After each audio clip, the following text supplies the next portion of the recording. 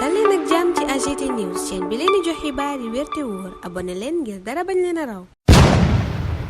AGT News. Bismillah daleen ak jàmm ci chaîne bi ngeen taamul seen bopp AGT News. coowal Barthélémy Dias bokk na ci li gën a yitteel yéenekaay ci talaatab tey ji fukki fan ak juróom-ñaar weeru décembre atum 2024 Vox Populi Sud Quotidien gis ne Barthélémy Dias a ngi ci quarantaine yéenekaay yi ne fu mu jaar police kar ko démb ba mu bëggee dem cité kër góor gi xooli liggéey yéenu fa sumb ñoom waa ville de Dakar journal bi ne police dañu kaa kar mujj te yegg ca yooyale chantier visite ba mu fa bëggoon defit amul yéenekaay bi ne yemuñu ca ndax hôtel de ville bu Dakar it policier ya dañu kaa wër ndombo démb dañu fàttee dugg adjoint au maire yeeg conseillers yi nga xam ne dañoo bëggoon a wane seenu jàppale ci Barthélémy Dias ñoom ñooñu ca Vox Populi ñu ne nguur gi lii muy def wutu ci lenn lu dul nu mu tegee délégation spéciale ca ville de Dakar ñuy ñaawlu dellu ginnaaw ci wàllu démocratie. Alioune Tall maire Mermoz Sacré-Cœur ne lii kay ñàkk respecté yoon la ndax Barthélémy Dias yoon may na ko fukki fan yoo xam ne mën na cee def recours te booba lépp recours def na ko kon li leer mooy ba fii ñuy waxee Barthélémy Dias mooy maire de Dakar. Khalifa Sall ca booba lépp journal ma ngay wone naqaram ak ñaawlu lii am tey mu ne nguur gi moo lal ay pexey boppam ngir xañ Barthélémy Dias mandat député ba ko askan wi jox ci assemblée nationale waaye itam fauteuil yub maire ba mu toog ca lii quotidien Khalifa Sall tuddee lii dal ci kaw Barthélémy Dias machination politique moom Khalifa mu samp laaj ne lu waral ministre de la justice xaar ba ñu fal Barthélémy Dias mu doog a sàkku ñu tekki ndombal tànkam ca assemblée nationale mu ne nag jot na sëkk ñépp taxaw ngir lii ñuy fexe ca mairie bu Ndakaaru ci kaw Barthélémy Dias rawatina du sotti ndax bu sottee mooy tekki ne dellu ginnaaw gu rëy ci wàllu démocratie la Sénégal def. L'Indépendant ne moom kay Khalifa Sall yàbbi na naqaram gépp ci kaw nguur gu bees gi ñeel Barthélémy Dias ak lanu ko def ci assemblée nationale ak mairie bu Ndakaaru. Parti socialiste yi ca booba lépp journal ma ngay jàppal tànk Barthélémy Dias ne ayu adversaire politique am ñoo koy fexeel te lii du lenn lu dul règlement de compte. Yaaya Ñang di jàngale tey gëstu droit public université Gaston Berger bu Ndar moom préfet bu Ndakaaru la joxoon ci Sud Quotidien ne ni mu jëfandikoo disposition code électoral yi daf ca aju mbaa teguwut ci yoon. Libération moom di ñu xamal ne Khalifa rappeur yoon dal na ci kawam yéeni cabinet mandat de dépôt nañu ko démb gannaaw plainte Demba Ka borom EDK yéeni cabinet te dossier instruction lañu ko yóbbu waaye danañu ko déglu talaata bii ñu dëkmal. Abbas Fall moom Libération di ñu xabaar ne plainte bam defoon Adama Gaye deltu na ca ginnaaw. Walf Quotidien nekk dellu ginnaaw dëgg kay mooy ministre du commerce Serigne Gueye Diop mi ne woon day tere fëgg jaay yéeni cabinet waaye ba ca coow la nekkul moom ministre bi ca la def ab communiqué leeral ay kàddoom ne mësta wax ni dafay tere fëgg jaay ñu des ca booba lépp yéeni kaay bu ñuy xamal ne taux de croissance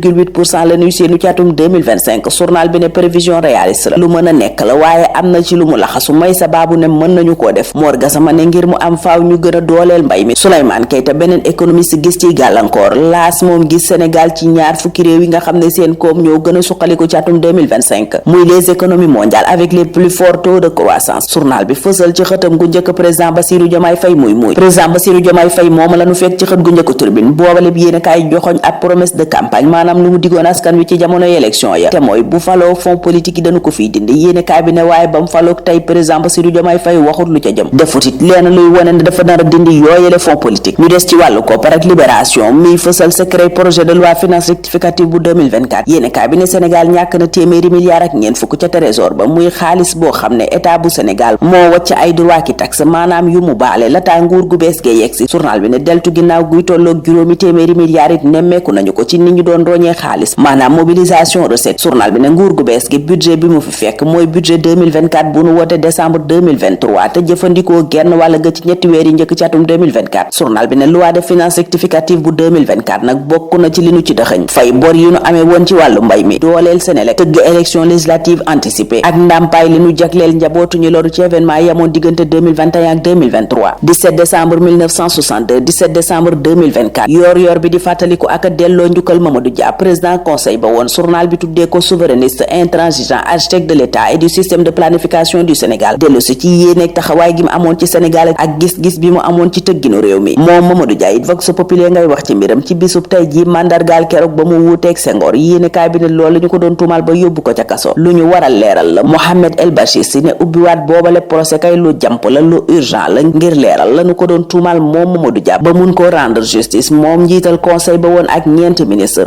Abdourahmane Diouf booba jamono ca Sud Quotidien ma ngay faram fàccee coppite nar a indi ci wàllu njàng meeg njàngale mi jëm ci projet Sénégal Vision 2050. Tribune ne budget ministère am moom Abdourahmane Diouf ngir atum 2025 jàpp nañu ko ci 303 milliards maanaam ñetti téeméeri milliards yu teg ñett. Le Soleil ne fi ak atum 2027 moom nguur gi la mu bëgg mooy fexe la muy leb bitim réew li muy jëlee ci réew mi ëpp ko fuuf ndax yéene gi mooy téeméer bu nu leb ñeen fukk ak benn yàlla ñuy lebee bitim réew li ci des yépp di juróom fukk yak juróom ñeent ci Sénégal lay jóge wala doomi Sénégal yénn ca biti réew muy diaspora bonds yéene cabinet loola mën naa dimbali Sénégal ci mu moom boppam Les Échos moom yitte woo waxtu woowa caisse des dépôts et consignation wax ci coppite yi fa Fadilou Keita indi yéene cabinet poste coordonnateur ba da ko supprimer secrétaire général ba la dooleel conseiller technique yi itam yéene cabinet wàññi na ko jële ko ci juróom-ñaar yóbbu ko ci ñett directeur général ba itam def na boppam PCA ci yenn filiale yi yéene cabinet yi ak yeneen moo am ca caisse des dépôts et consignation lëndëm looli ci gëtu boobaleb journal Madiambal Diagne bi moom Le Quotidien ma nga nuy xabaar ne CNRA xotti tereet la def arrêté ministre Aliou Sall bi ñeel validé ay média maanaam wax ne yii këru tasukaay xibaar la ñu ràññee yële ràññeewuñu leen journal bi ne CNRA nag la mu bëgg mooy jëlaat ay sañ-sañam maanaam ay prérogative am ñu des ca boobaleb journal bu Madiambal Diagne di yëkkati kàddu gannaaw ñaari audition yu ma am démb ci ay plainte yu ko toppoon mu ne leer na ko ne yooya PV moom duñu fuite Madiambal Diagne dellu si ci dëgg yi mu yàbbi ci kanamu takk der yi ca l'Observateur waxtu woowa Serigne Mor Mbaye ak commissaire Boubacar Sadio di wax seeni dëgg ci rëbbub sàcc gi nguur gi sumbo ñu ne waru caa dellu benn yoon ginnaaw Serigne Mor Mbaye ne ñii li nu bëgg mooy indi jiixi jaaxa ci bopp nguur gi waral commissaire Boubacar Sadio ne l'état doit rester inflexible bépp ndëgg sërëx ak pexe bu opposition bi lal war nañu koo lal wéyal seenug liggéey canam gu mucc ayib képp ku def naka sudul noona yoon dal sa kaw journal boobaa génne net xabaar ñu ndam li Lamine Camara am ca CAF Awards Le Soleil ne Lamine Camara doublé la réaliser raaye bam jëloon daaw moo ko jëlaat ren muy meilleur jeune joueur record ne mi ngi ko jël ci kanamu Konaté ak Jakite ñaari ivoirien yooye journal bi gis ne moom Lamine Camara da leen a dribblé Pape Thiaw nag mënta seenu am salaire ba Aliou Cissé amoon docteur Nala Socé Fall conseil technique ministre des sports moo ni waxe ca boobaleb yéenekaay bu nuy taxaw tey ñun ñaanal leen kenn la jàmm dig daje ëllëg incha allah. AGT News.